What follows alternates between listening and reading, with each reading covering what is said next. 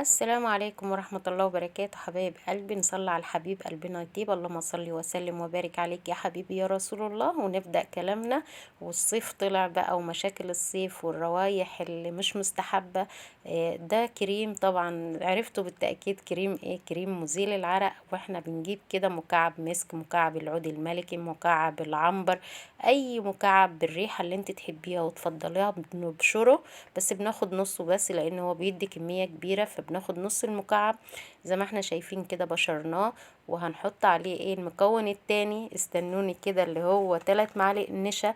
والنشا اصلا بتبقى للبقع والاستمرار وللسمار اللي تحت الابط، وبتعمل جفاف جفاف في المنطقة يعني تحت الإبط.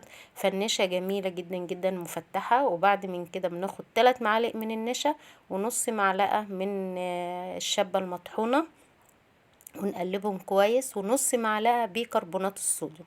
بيكربونات الصوديوم معروفة برضو ان فوائدها ان هي بتفتح وجميلة جدا جدا. هنيجي كده معلقة كبيرة برضو بس دي معلقة شاي، معلقة كبيرة مليانة من زيت جوز الهند. وزيت جوز الهند ده له خصائص جميلة جدا جدا. مضاد للالتهاب، مفيد للبشرة الملتهبة او المتحسسة، بيزيد من انتاج كولاجين، وبيعزز حمض اليوريك الموجود في الزيت. فطبعا كل المكونات دي موجودة في زيت جوز الهند، فطبعا بالتأكيد يعني مفيد مفيد. عاوزة تستبدلي زيت جوز الهند بزيت عندك بزبدة الشيا، بس هي مش موجودة عندي برضك اوكي. هنجيب كده زيت شجرة الشاي لانه مضاد للبكتيريا المتسببة في رائحة العرق. يعني بناخد منه قيمة يعني بصوا يجي 10 قطرات كده. تمام. وبرضك عندنا الفيتامين اي عشان نعزز الوصفة، وفيتامين اي مفيد للجلد. فبنحط كده قيمة برضك كبسولة، بس اللي ما عندوش الفيتامين ده بيجيب شريط من الصيدلية ويحط كبسولة. تمام. كده سيحناه على بخار مريم او حمام مريم اللي هي مية مغلية، وبنحط الطبق فيها كده. والجوز الهند عشان متماسك شوية بيسيح. طبعا احنا ضايفين عليه قلنا يجي 10 قطرات كده من شجرة الشاي، وبرضك قيمة كبسولة من فيتامين اي علشان يفيد البشرة. وعندنا النشا مفتح، وطبعا بيشيل البقع. والنشا اصلا بتعمل على جفاف المنطقة. فيعني مش هقولك. والسر الخطير بقى اليوروسيلفين اللي هو الفوار ده. يا سلام يا سلام يا سلام. بجد بجد يعني بصوا وصفة جميلة جدا جدا. بناخد منه ذرة بسيطة من الفوار ده، وبنحطها في التركيبة، وكل المواد الجافة زي ما انتوا شايفين مع بعضها. وطبعا كان جوز الهند ساح مع زيت شجرة الشاي مع فيتامين اي، على حمام مريم زي ما احنا شفنا مية مغلية. وبنحط الطبق وبنسيحه، ونحط بقى المكونات السايلة او الزيت فوق المكونات اللي هي الجافة. ونبدأ نقلب. ما تستعجليش، قلبي كويس قوي قوي قوي قوي، لان في الاول بتحسي ان في حبيبات كده، لان طبعا مواد جافة يعني محطوطة برضك لازم من الحبيبات الرفيعة. فطبعا لازم تقلبي كويس. اجتهد ان انت تقلبيه كويس قوي قوي قوي، ما تستعجليش، لان كل ما بتبصي بتحسي فيه حبيبات. فاهم حاجة؟ التقليب التقليب التقليب. تمام. عاوزة نتيجة وتحسي ان هو زي الكريم بالظبط، كريم ناعم على البشرة. قلبي كويس، ما تستعجليش. قلبي. انا خدت الطبق يمكن لبعيد وعلشان اتملك بس في الطبق واعرف اقلب. اه زي ما احنا شايفين.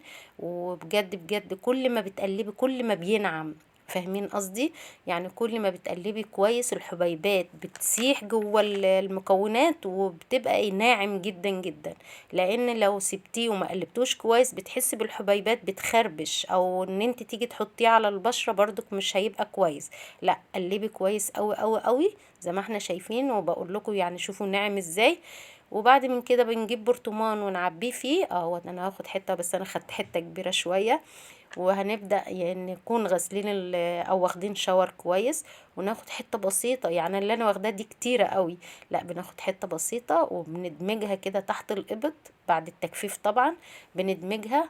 وبجد بجد هيعمل على تفتيح المنطقة، هيعمل على إزالة أي بقع حتى لو في المنطقة قديمة. في نفس الوقت هيمنع رائحة العرق، بس هتعرقي يعني هتعرقي، بس الريحة ما تبقاش ريحة مش محببة. لان معنى العرق ده ان هي سموم واملاح طالعه من الجسم. فالمزيلات اللي هي بتحبس الحاجات دي بتبقى غلط، لكن الواحد يعرق بس عرق عن عرق يفرق، ان طبعا بريحة حلوة. مفيش بقى نسبة الريحة اللي هي مش مستحبة دي. وزي ما احنا شايفين هناخد ونعبيه في برطمان ونحتفظ بيه كل ما ناخد الشاور، نجفف المنطقة كده وناخد حتة صغيرة وندعك تحت الإبط، تأكدي انه هيفتح لك تحت الإبط، في نفس الوقت هيمنع رائحة العرق الكريهة. الكل هيحب ريحتك، كل في البيت هيقولك انت حاطة ايه بالظبط. فبجد بجد اعتمدي بس الطريقة وجربيها وادعيلي. طبعا الصيف مشاكله كتير والروايح العرق، فاحنا بصوا ليه، لا ده احنا هنعمل الكريم واحنا اللي عاملينه، ومش هيكلفنا حاجة، حاجات بسيطة موجودة. هنعمل الكريم ومش والسلام هيكلفنا عليكم.